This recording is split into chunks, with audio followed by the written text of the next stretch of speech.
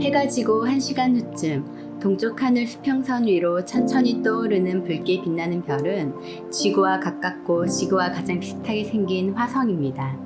이런 화성에 대해 인류는 오랜 시간 동안 궁금해하며 관찰해왔고 1960년대부터 본격적으로 화성 탐사를 실시해왔으며 앞으로도 여러 탐사 프로젝트가 계획 중에 있습니다. 그리고 지금까지는 화성 탐사선만이 화성을 방문해왔지만 이제 곧 이야기가 달라질 예정이죠. 나사는 2033년을 목표로 사상 최초로 인류가 화성을 밟아볼 수 있도록 현재 유인 화성 탐사 프로젝트를 추진하고 있습니다. 그리고 이 프로젝트를 성공시키기 위해 현재 활발하게 여러 탐사 프로젝트를 실행하고 있죠. 1960년대부터 인류는 여러 우주선을 화성에 보내왔는데요.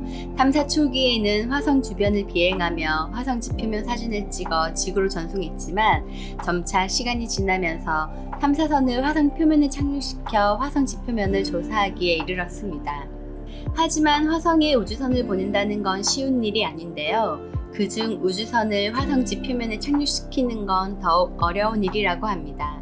특히 화성의 얇은 대기권으로 인해 우주선이 하강하는 데 많은 어려움을 겪는데 지금까지 화성 탐사선 60% 정도가 지표면 착륙에 실패했을 정도로 쉽지 않다고 합니다.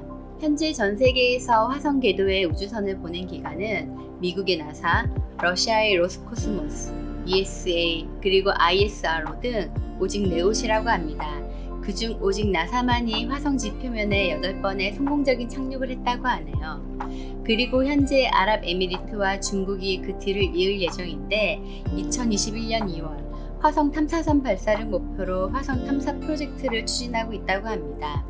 최근 이토록 화성 탐사선 발사가 줄을 잇는 이유는 26개월 주기마다 지구와 화성의 거리가 가장 가까워지는데 이 시기를 이용하면 비행 거리와 탐사 비용을 줄일 수 있으며 비행 시간도 6개월 이상 줄일 수 있다고 합니다. 지난 7월 30일 미국 동부 시간 오전 7시 50분 The Perseverance 로버는 플로리다에 위치한 미국 공군기지에서 발사되었습니다. 이번 나사에 의해 발사된 The Perseverance 로버는 2021년 2월 18일 화성 지표면에 착륙할 예정이라고 합니다. 이번 탐사선은 탐사에 필요한 최첨단 기술이 집약되어 있고 특히 마이크로폰이 설치되어 있는데 이를 통해 외계 행성의 소리를 처음으로 들을 수 있게 될 것이라고 합니다. 그리고 이번 탐사선의 뛰어난 성능 중 하나는 하루 동안 200m 정도를 스스로 움직일 수 있다는 것인데요. 스스로 움직이면서 직접 길을 만들어 나아가는 것에 큰 의의가 있다고 합니다. 그리고 이번 탐사선엔 인제뉴얼이라는 소형 헬리콥터가 장착되어 있는데 이는 외계 행성에서 비행을 시도하는 첫 비행 물체라고 합니다. 화성은 얇은 대기를 가지고 있기에 지구에서와 같은 비행은 쉽지 않으며 만약 이번 비행 시도가 성공한다면 앞으로는 드론을 이용한 탐사도 추진할 수 있다고 합니다. 이번 탐사선이 착륙할 지역은 물이 유입되고 흘러나간 흔적이 있는 규모가 큰 호수였던 제저로 크레이러인데요.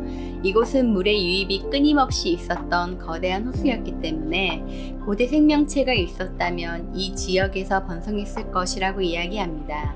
화성에 고대 생명체가 있었을 가능성이 가장 높은 지역 중 하나이기에 이번 탐사를 통해 첫 외계 생명체 확인에 대한 기대감은 더욱 높아지게 된 것입니다. 또한 화성의 기후와 날씨도 더 심도 있게 조사해 앞으로 인간이 화성에서 살아갈 수 있을지에 대한 가능성도 알아볼 예정이라고 합니다.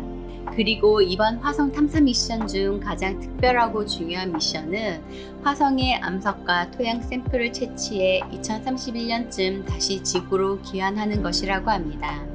화성에서 오게 될 샘플을 직접 조사하게 된다면 우주 어느 곳이든지 생명체는 있을 수 있다라는 근본적인 질문에 대한 해답도 얻을 수 있을 것이라고 하네요. 이렇게 화성은 우리에게 많은 호기심과 탐구심을 유발시키는 행성인데요. 그럼 화성은 과연 어떠한 행성일까요?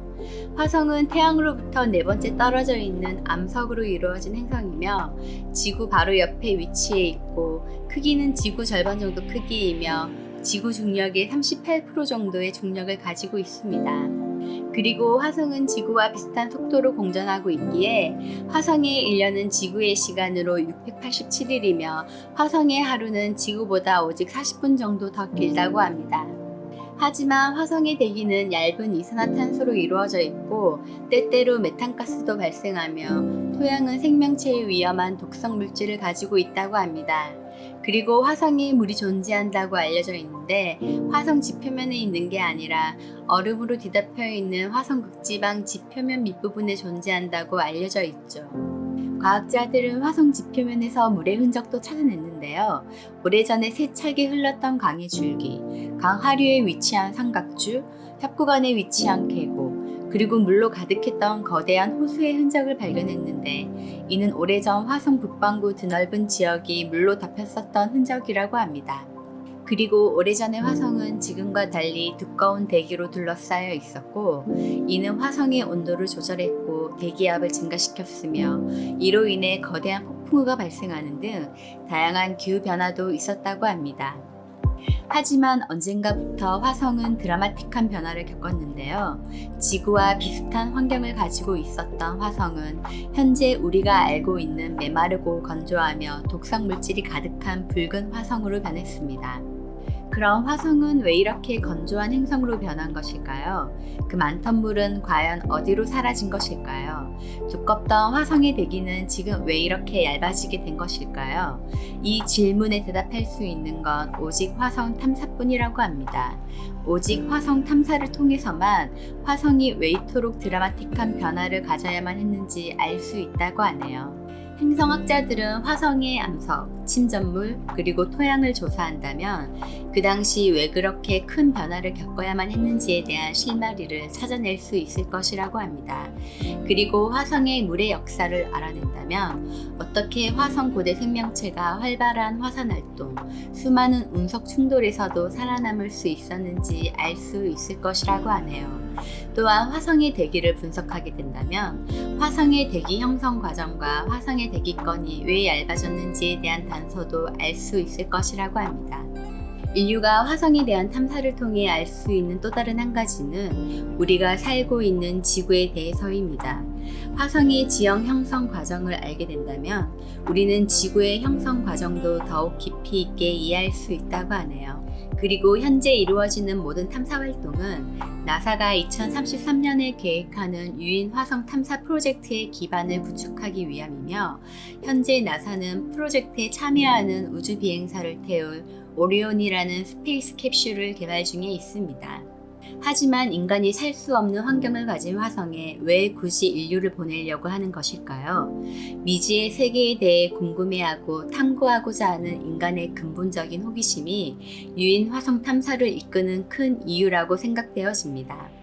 또한 예전에 공룡이 지구상에서 멸종했던 것처럼 지구에 사는 인류도 언젠가 멸종할 수 있을 것이라는 막연한 두려움이 인간에게 내재되어 있습니다.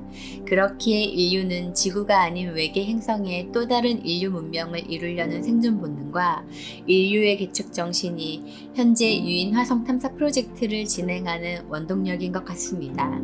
그리고 경제적인 부분도 빼놓지 않을 수 없는데요.